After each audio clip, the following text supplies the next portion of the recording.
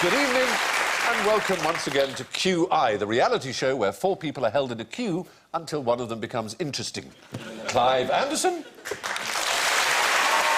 Phil Kay, Johnny Sessions and Alan Davis. Now, first of all, you have a special project, members of the team, and that is to draw and colour in, if you so choose, a wigwam. And as this is Series B, we'd like you to do it in the style of artists, beginning with B. So, Clive, if you do it in the style of Botticelli. Ah, yes. Phil in the style of William Blake. Johnny, you're rather good at drawing, so in the style of Braque. Right. Okay. And Alan, I don't need to tell you that you'll be Bosch. So, that's your task. Hieronymus Bosch, painted scenes of hell. Did he? Yeah. You don't really have to do it in the style. Any old wigwam will do. Any old? Really? Yes, go on. Thank God. I didn't know what I was going to do then. Now, in case you need to be excused, you need to attract my attention. Clive does it like this.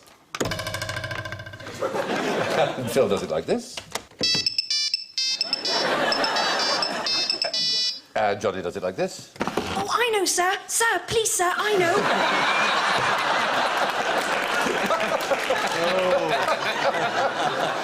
Alan does it like this.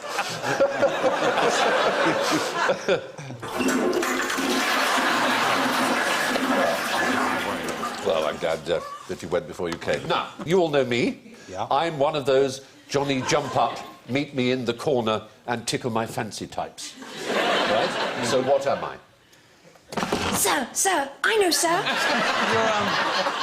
You're the sacked lyricist for Lindisfarne. Because those were the original lyrics for Meet Me on the Corner, that hit of 1972. Does sound like it. Yes. You're a hoarder of many hyphens. I am a hoarder of many hyphens. You've almost got them all. I can add that I'm also a love idol. Are these fishing flies at all? They're not fishing flies. Are they roses? I'm also a meet me in the buttery. Or kiss me in the buttery, occasionally called. Are they types of flowers? They are. All one type of flower, also known as pink of my John. I'm not making it up. Carnations? No. Tulips? No. Johnny Pinks. might get it because there's a Shakespearean reference. The flower that men do call love in idleness. Ah, yes. Yes. Some dead men's fingers call. It's in Romeo and Juliet. No. The Dream. The Dream. The Midsummer Night's Oh, Dream. yes. Come back, you all floated up like in a balloon above it. All right. Yeah. So it's a flower, it's called Kiss Me in the Buttery, Jump Up, Jack, Tickle My Fancy, Love in Idleness, Heartsease, Pink My John. Oh, yes. And Dale Winton. So what am I if I'm all those things? I am a pansy. Yes! I am a wild pansy. And there are more folk names for the wild pansy than for any other flower. The word pansy actually comes from the French penser, as a thought. Yes. Or an idea, because they're supposedly good for the memory. Pansies. Eating them? Can you eat them? Well, yes, indeed. A refreshing tea, which is supposed to be good for the complexion and clearing phlegm, made from pansies. And yet Pascal's book, Pansies, didn't sell very well, did it? No, it didn't. No. It didn't. No. One person in the audience knows that Blaise Pascal wrote a book called Pensée. I know, sir. Yes, there were 200 at the last count, 200 names for the wild pansy. God. That was, of course, a question about botany. So your next question is, what is bottomry? It's the opposite of topiary. Topiary is that thing where you take... Very good. You take a... topiary, so as you will know, Steve, is you take a tree or a bush or whatever... Yes. And you shape it into a beautiful shape. Absolutely. You do. An animal or something like that. Yes. Well, bottom is the opposite thing. When you see a tree, well, that looks a bit like a horse or something, and then you cut it back to look like a wild tree. It's not much fun, to be honest. Sir, I know, sir. There's another argument for it, that it's the website in Tokyo for all the Japanese men who are crazy about Virginia Bottomley. And, they go, Bottomley! Bottomley! Bottomry. Would it help if I said the bottom is exactly the same thing as bottomage? That's what it is. This is... I know what this is. Was it in France or was it somewhere... Droit de Seigneur, when the sort of local lord had a right to have his evil way with any girl or milkmaid in the village? Well, if you were a minor sort of lord or a baronet or something, you had a right of bottomry, which was just... You could just slap them on the bottom. That was all you were entitled to. That's it. No more than that. In a nice way, if there is such a thing, which I deplore. And I would... No, these days, absolutely forbidden, but... For bottom. Yeah, for bottom. No, bottom being a ship in this case. A ship? It's a sort of mortgage, really. You mortgage the ship in order to raise money to go off on a trading voyage or merchant ventures. Yeah, they call it ships bottoms, don't they? Ships are called bottoms in the marine commerce world. Because there's a line in Henry V, one of the chorus, before they set off for France, where Shakespeare talks about them drawing their bottoms through the water. He's referring to the ships, not to the soldiers. Excellent. Yeah. Now, next question then. So, what did Buffalo Bill do to buffaloes? Sir, I know, sir. I don't actually know the answer to this, but what I do know is that my grandmother was born in 1875, and she saw Buffalo Bill and Annie Oakley. No. Well, she might have done and not been aware of the fact. She saw his Wild West show, did she? She saw his Wild West show at the Kelvin Hall in 1892. That's the sound of an arrow hurtling towards another. I hope I've got the right drift on this, because I think I can see a trap on this. Yes. The American buffalo isn't strictly speaking a buffalo; it's a bison. You're absolutely. So he did nothing with. Absolutely spot on. Yeah. Indeed, they are the. He should have been called Bison Bill. Yes, they're not buffaloes, or even related to the two kinds of buffalo that exist. But at a sort of philosophical level, which I know you like to operate at, if something is called, I agree. If they are called buffalo, it's like the Bayer tapestry, strictly speaking, isn't a tapestry. Yeah. But it's the only tapestry, or thing, it was embroidery, really, but it's the only one we've ever heard of. So if you say, well, that isn't a tapestry, then, well, that's what's loose. So these are the only buffalo we've ever come across, and they're not Apart buffalo. from water buffalo, if you're in the Water in buffalo, Asia, or in Africa you see buffalo. In Africa you see buffalo. My wigwam is... A bison's got two humps. I was in the city of Buffalo when I heard of the death of Elvis Presley. Well, it should have been the city of bison. It should have been. Yes, there's a buffalo and a bison. That's a buffalo on the right. Look how low its ears are, really low down. Aren't they? Look, they're well below the eyes, It likes right to keep, by the nose. It likes to keep its ears close to the ground. It's, Its ears are there. Why is the one on the right wearing an advocate's wig? Yeah. But he killed a load of them. He killed an astonishing number. In 18 months, Buffalo he Bill killed did. 4,280 bison. Yes. Or Why? buffalo. Well, he used to work for the Pony Express as a boy. And this is a rather good letter, or that advertisement the Pony Express took out. Arkle used to write for that. Yay. This is the ad. Wanted, young, skinny, wiry fellows, not over 18. Must be expert riders willing to risk death daily. You wrote that.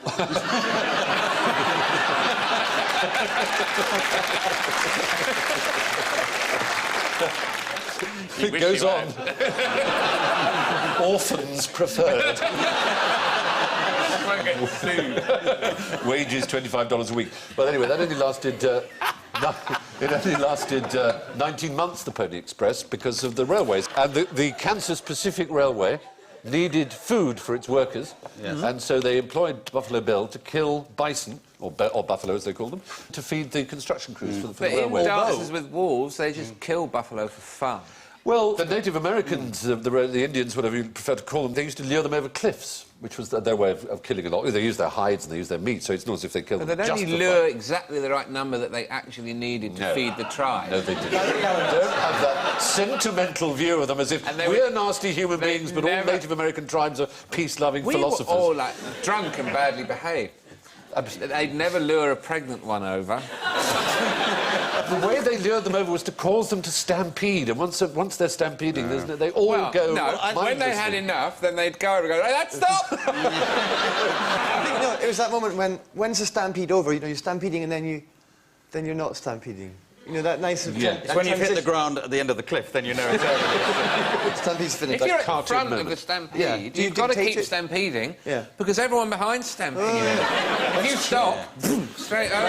May I assist come to the aid of the hippie party here, because although these buffaloes, or bison, they live quite happily with the American Indians eating a few of them, killing a few of them. And then they were got rid of, and they replaced them with cows. And the cows have caused, a dust bowl in that part of America twice now. Yeah. And now they're discovering the only thing that can really satisfactorily live there are these bison. So they're reintroducing bison. And crossing them with cattle, in fact. What do they go up to in their private life?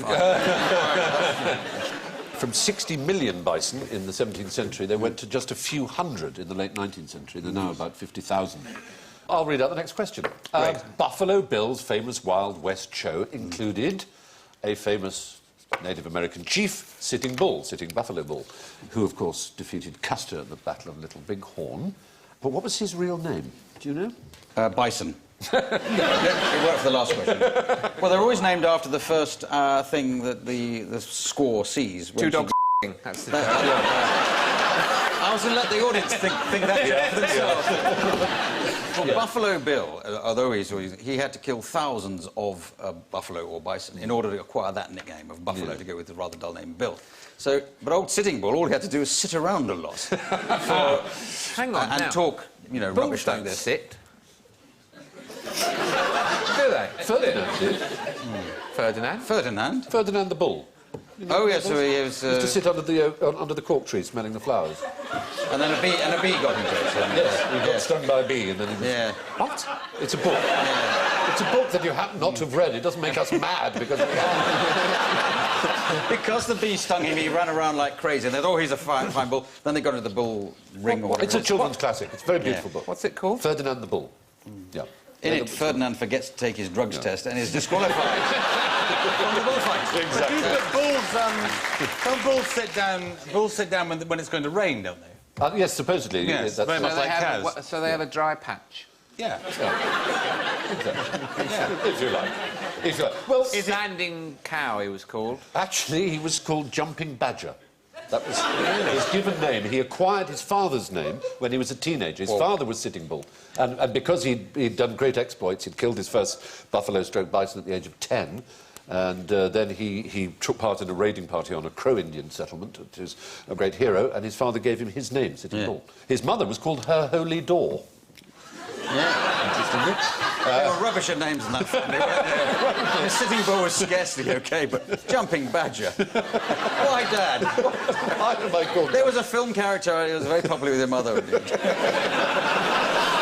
Now, who made Pots and Pots from Bill and Ben? Sir, I know, sir.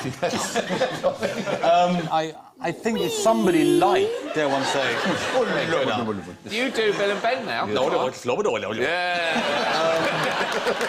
Is there someone like Greg Dyke or Michael Grade? Well, yeah, in fact... Yeah. Do you know? I don't know who it was, but I mean, Greg Dyke did the rat thing, didn't he? So Roland Rat. Roland Oh, Rat. he did indeed. So that's a good guess, I'd say, for... Well, it's simply that the BBC have, of late, made £2 million from video sales of Bill and Ben, and they paid the creator, Hilda Wright, 40 the quid. magnificent sum of 3 guineas. 3 guineas. No. 3 guineas for the whole thing, which is 3 original radio stories. She named Bill and Ben after her own brothers, her You younger say brothers. breasts, then. I think the We wish... suffered enough, this woman. Breath do kind of go flop it on, I suppose. And when they were naughty, the mother would say, or something bad had happened in the house, was it Bill or was it Ben? And that, of course, was the catchphrase of the programme. Was it Bill or was it Ben? And the little sister Phyllis was Weed. The voice of Bill and Ben, in a language which is called Flobberdob, was a man called Peter Hawkins, who went on to great fame as both a Dalek and a Cyberman. In 1999, he apparently was associate producer on a programme called The Lifestyle, Group Sex in the Suburbs. So That's where I remember him from, then, yes. But where did this language Flobberdob come from? It was their nickname for the sound a fart made in the bath. It literally was a Flobberdob. Now, what does Billy the Kid have in common with Ben-Hur? Bill. Capital B. I can't really fault you on that. They have me in common. I know them both. I've been to where Billy the Kid was shot, and I've seen Ben-Hur. Ben-Hur's in the Scottish Highlands, isn't it? Ben-Hur, it's in the Hollywood range. Ben Affleck, yeah. Glenn Close is nearby. They're all up there. Do you know who wrote Ben-Hur? Gore Vidal claims to. Yes. Oh, no, he wrote the screenplay of the film. Who wrote the novel? When was it written? It was written in 1880, or published in 1880. In America? in the United States of America. Someone thought, sitting about and thought, I'm going to write a book about Roman chariot racing. Yeah. What should he have written about? You shouldn't tell him what. You're writing a book about something that's not particularly close to you. You wanker. Shakespeare writing about Romans. Well, it's not only about chariot racing, to take another point. There's a lot of other stuff in it. It's about Christianity, it's about loyalty and betrayal and friendship and all kinds of things. But anyway... Leprosy, yeah. it's all The in phrase, what are you really angry about? No. The man was called Lew Wallace, who wrote the novel, and he was governor of New Mexico. His connection with Billy the Kid is that he also wrote Billy the Kid's death warrant. So while he was being governor of New Mexico, he was able to write a best-selling... Yes. Yeah. It was a warm morning in Rome. What's all that? What's all that? Sir, I know, sir. I thought there's one other thing that just I think is interesting, and involves a staggeringly hideous name drop. I was at the Sundance Film Festival a few years ago, where I had my great good luck to have supper with Robert Redford, and...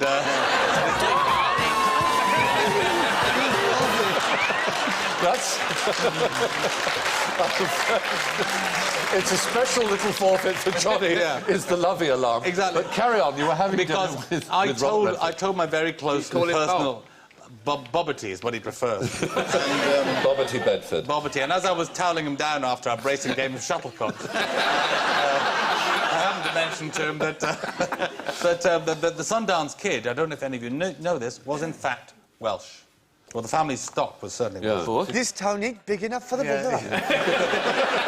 He's right stuck up, that Billy the Kid. He's going to come to no good. Now, to buildings, what happens to your thoughts when you go upstairs? Gravitationally, I mean, of course, the pressure changes. Your blood varies in its aspect, in its circulatory aspect, so your brain becomes less fueled by the blood affected by altitude, and therefore become less clever, and hence hostesses tea, coffee, coffee, tea. That's a very good answer indeed. Deep physics. Deep physics. Deep sort of real theoretical physics. Your thoughts are And when the gravity allowed is- to float upwards. They go upwards, suck downwards, they suck downwards. You start thinking about physics when you get... The answer is they run faster. Everything is faster. You breathe faster, your metabolism is faster, because time is slower the weaker the gravity. Now, talking of going upstairs in buildings, what is the best floor of a building out of which to throw a cat? Blimey, that's impressive. Lovely mahogany. Mahogany floor is the best floor. It's the best story of a building with an E. It's only a guess. Yeah. I'm guessing, but I reckon it must be about the 5th floor, something like that. Because if it's too, assuming you're trying to do the cat some harm, which I object to, but if you want to kill the cat, if that's the idea, if it was only the 1st floor, it would survive because they're very springy animals. And if you go too far up, I'm guessing they form a sort of parachute with and they float down. But the 5th floor would be about right, and they'd be still hurtling, and the parachute effect wouldn't come in. Yeah, absolutely right. But the fact is, we don't want to harm them. We want to be nice to them. We want them to survive. Oh, well, the very, very high floor, then. Well, the 7th. Anything higher than the 7th.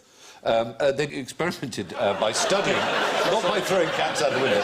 They studied 132 cases of cats falling out of windows in New York. This is the American Veterinary Centre. 132 cases of cats were they falling or being pushed out of windows and surviving. And the injury rate went up. The average was... The average was from about the 5th floor. God. And the higher up you went towards the 5th floor, the more injuries there were. But the moment you got to 7 and past 7, the fewer injuries there were. Because they can reach a terminal velocity, which is 60 miles an hour, from whatever floor, from an aeroplane, cats have survived. And like a squirrel, they spread themselves out and parachute, as it were, like a squirrel. Out of the 6th floor window, they haven't got time to get to that terminal speed and to get the position right. Exactly. Have they done this? Have they done this with other animals? Have they done hamsters, dogs? I'm not sure. Cows. I'd like to see them do cows. I fear somehow these cows... There's a man in Shropshire who catapults cows. Yeah. He puts them on a catapult and flies them through the air, hundreds and hundreds of yards. Does that not harm? Dead cows. Oh, dead cows. Yeah. Oh, right. But I would urge people at home not to try it with your cat if you're a young person. No. Not because it isn't valuable and scientific, but because of the mad letters I get from cat people every time I mention the cat. Do not throw your cats off cat. anything or off a wall or not. Just let them be. Is the Or answer. at least not from lower than the 7th. That's the idea. So, general ignorance. What is the commonest material in the world? Jim Davidson's. Very good indeed. You must have a real answer. No, I can't better that. That was it. Oxygen. Yeah, I'm talking about material that's a substance. What did I say? Oh, dear. Oxygen. Did you say oxygen? No, it's not oxygen. Damn. Substance, but material, matter. Water. I think it's just matter. It's perovskite. Oh, yeah. Darn it. God, I had that written down as That well. was on the tip of my tongue. Named after Count Lev Perovsky, a mineralogist. It's a mineral compound of magnesium, silicon and oxygen and accounts for about half the total mass of the planet. It's what the Earth's mantle is mostly made from, or so scientists suppose. So he reckoned he was going to be famous by giving his name to the most common stuff, and no one's ever heard of it. He's got such a good name for a scientist who discovered things, and probably had a wonderful accent, just the same as the man who used to go, "Incredible, Tyrannosaurus Rex." And he said Heinz Wolf. Yes, it's like Heinz Wolf, exactly. It's a very elegant solution to a problem. Yes. It's always like this. It's all the great grace. But a little bow tie was yes. Yes. Now, what happened to Pompeii in 63 AD?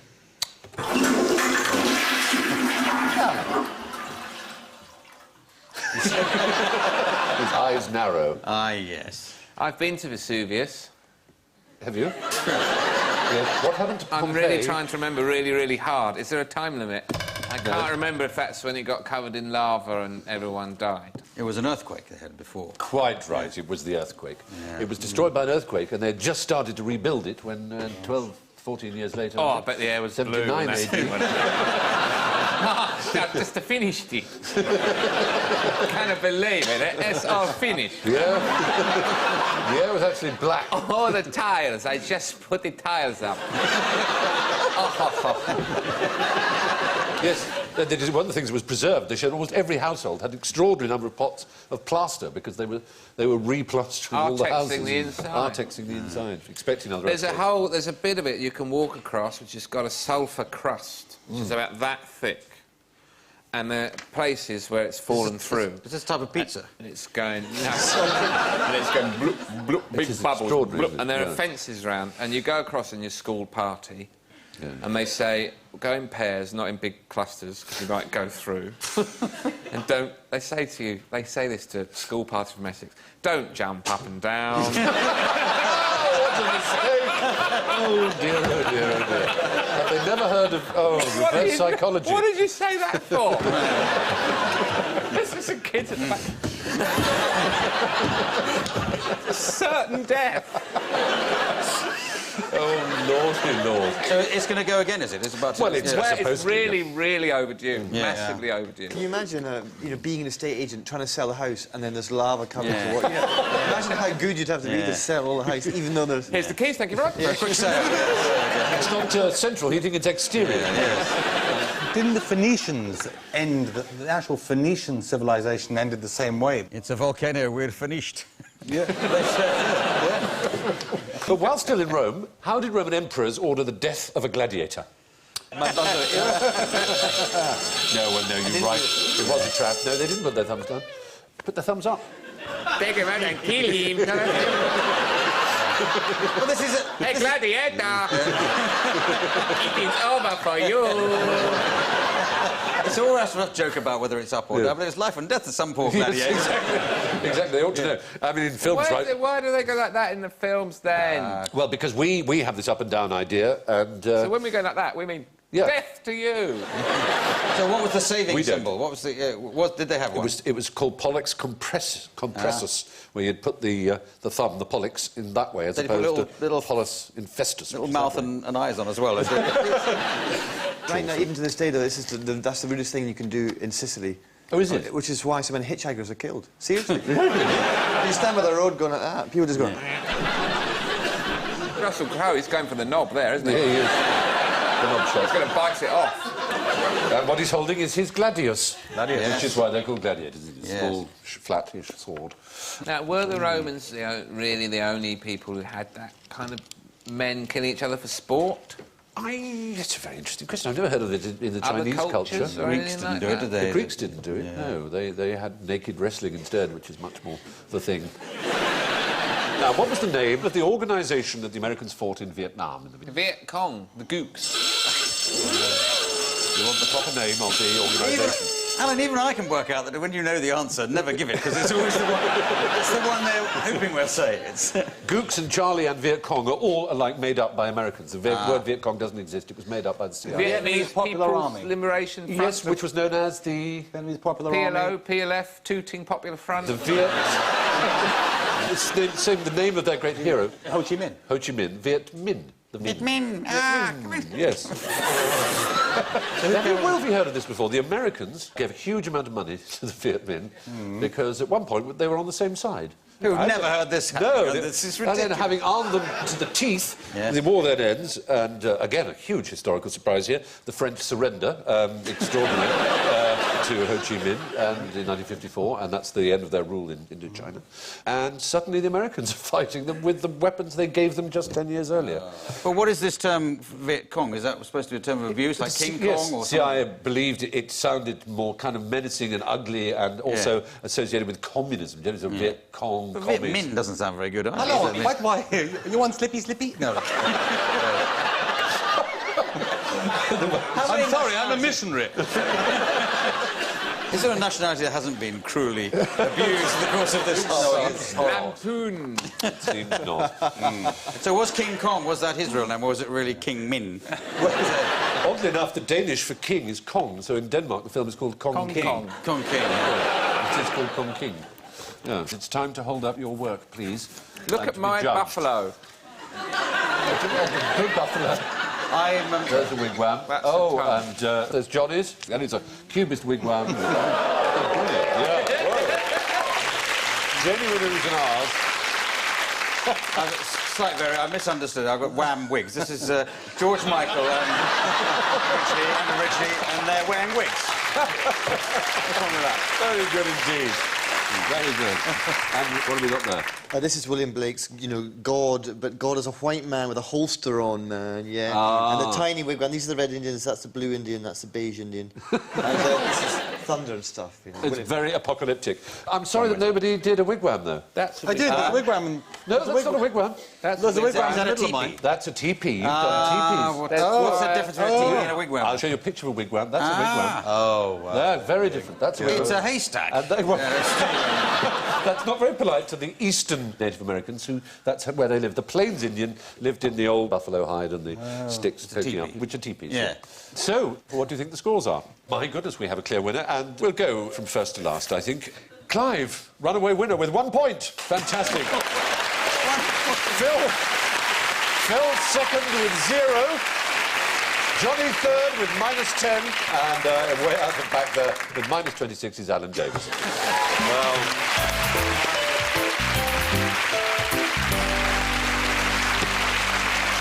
That's it from QI this week. And so from Clobberlob, Philolob, Jobberlob, and Alan Davis the Lobberlob, and from little me, good night. Good night.